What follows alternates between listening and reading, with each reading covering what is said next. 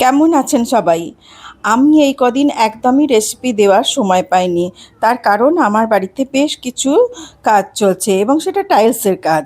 আর টাইলসের কাজ মানেই জানেন কত ধুলো হয়। আজকে একটু সময় বার করে বানালাম দহি ফুলকি। দই বড়া নয় কিন্তু। এটা একদমই আলাদা খেতে হয় আর দারুণ খেতে হয়।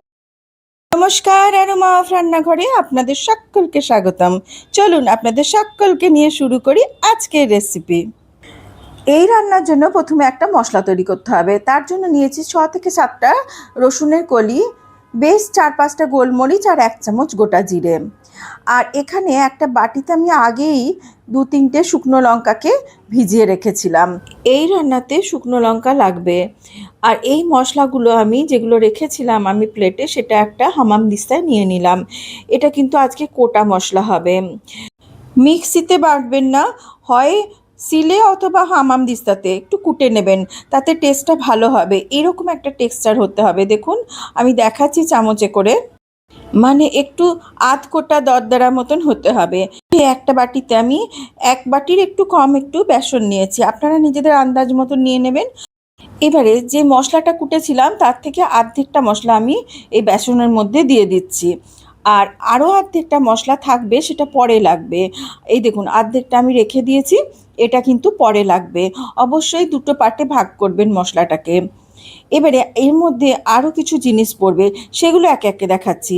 সামান্য অল্প একটুখানি হলুদ দিচ্ছি, অল্প সামান্য একটুখানি দিলাম জোয়ান, যা ডাইজেশনে সাহায্য করে, আপনারা সবাই জানেন।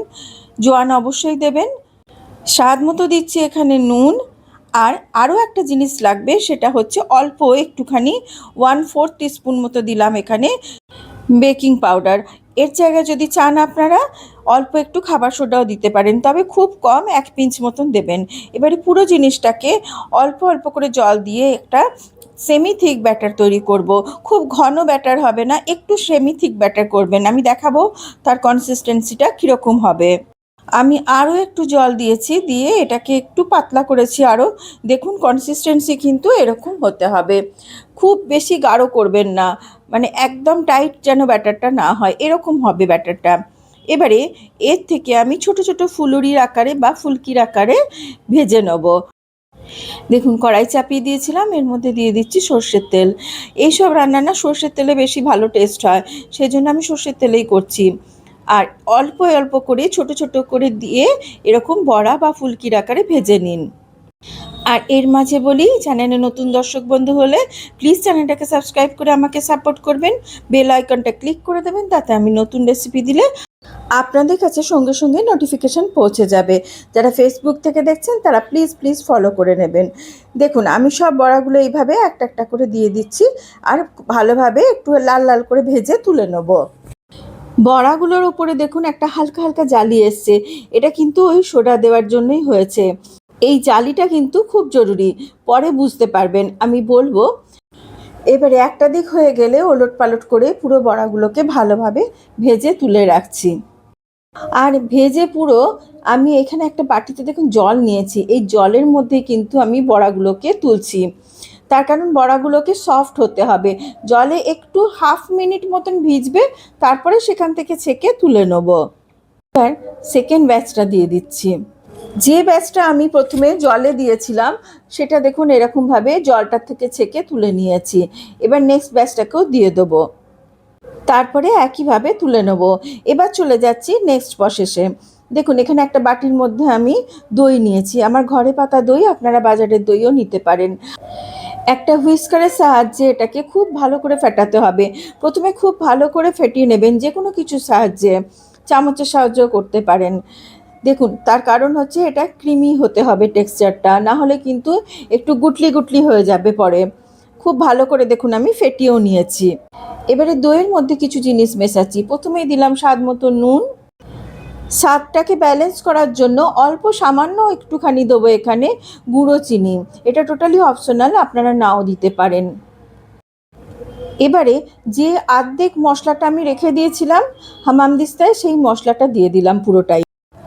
আর কিছুটা পুদিনা পাতা, কিছুটা ধনে পাতা আর একটা কাঁচা লঙ্কাকে আমি ভালোভাবে কুচিয়ে এই দেখুন এই প্লেটের মধ্যে রেখে দিয়েছি।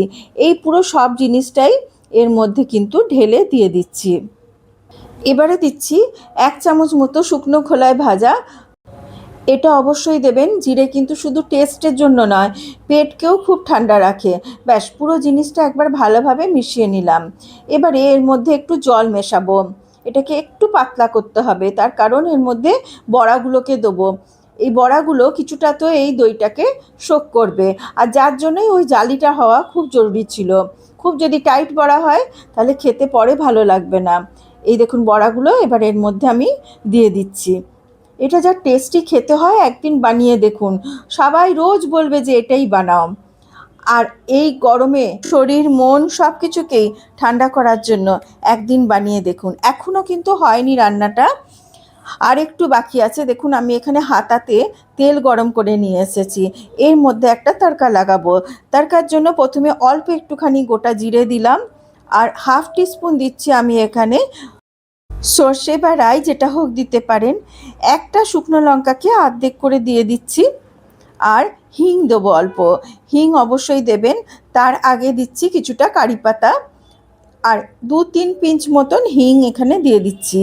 আজকালকার বাজারের এই হিংগুলোতে প্রচুর আটা মেশানো থাকে, তাই একটুখানি বেশি দেবেন। ব্যাস এই পুরো তরকাটা এবারে এর মধ্যে ঢেলে দেবো। দারুণ সুন্দর একটা গন্ধ বেরোচ্ছে, আর তড়কা দেওয়ার জন্য এটার টেস্টটা জাস্ট দুগুণ হয়ে যাবে। একদিন বানিয়ে দেখুন, প্রত্যেকে বলবে ওই যেটা বানিয়েছিলে না ওই দই দিয়ে, ওইটা আরেকবার বানাও। দেখতে যতটা টেস্টি লাগছে, খেতে কিন্তু তার থেকেও বেশি টেস্টি হয়। একদিন বানিয়ে দেখুন, আর আমাকে কমেন্ট বক্সে জানান যে আপনাদের কীরকম লাগলো। আপনাদের একটা দেওয়া কমেন্টস আমাকে আরও বেশি উৎসাহিত করে আর একটা নতুন রেসিপি রান্নার জন্য। পরিবেশনের আগে সামান্য আরও একটুখানি ভাজা জিরের গুঁড়ো দিয়ে দেবেন, খেতে অসাধারণ লাগবে। সবাই খুব ভালো থাকবেন আর সুস্থ থাকবেন, আর নিজেদের খেয়াল রাখবেন। দেখা হবে আপনাদের সঙ্গে আরও একটা নতুন রেসিপি নিয়ে। Till then, bye by.